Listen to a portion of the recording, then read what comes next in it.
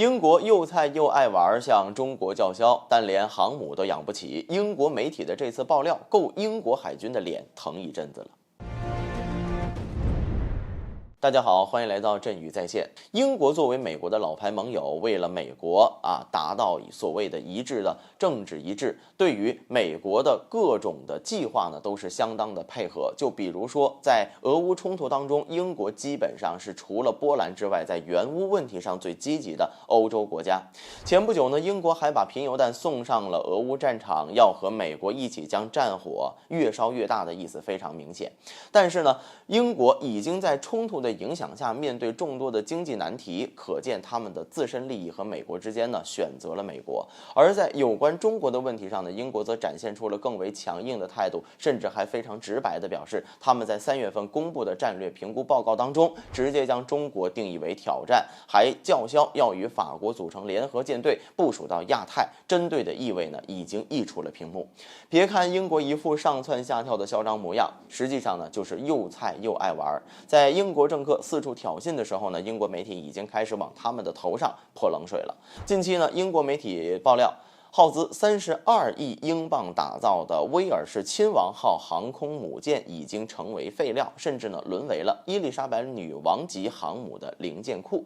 记得去年这艘威尔士亲王号原本呢要去美国训练，结果呢还没出门就出问题了，英国呢只好灰溜溜的将其拖回。但是呢，不服输的英国海军不光指责英美扭曲事实，还声称威尔士亲王号会复出。相信英美这次的爆料呢，已经够给英国海军的脸疼上一阵子了。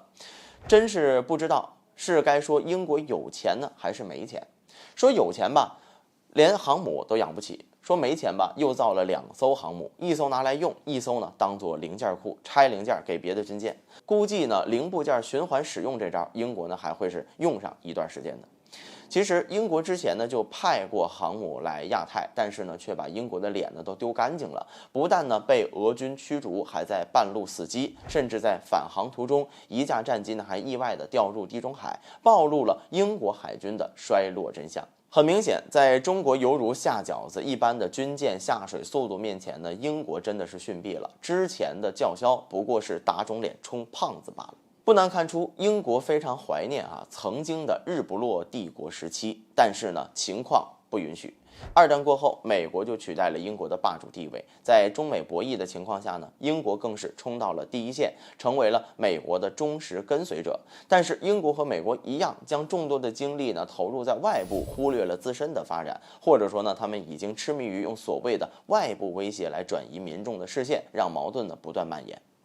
但问题在于，矛盾不会因为拖延就解决，反而呢会不断的扩大，而这段时间呢又没有专注自身的发展，导致综合实力不断下降，这也是英国和美国一天不如一天的重要原因。好了，本期节目就到这里，欢迎大家点赞、分享精彩的评论。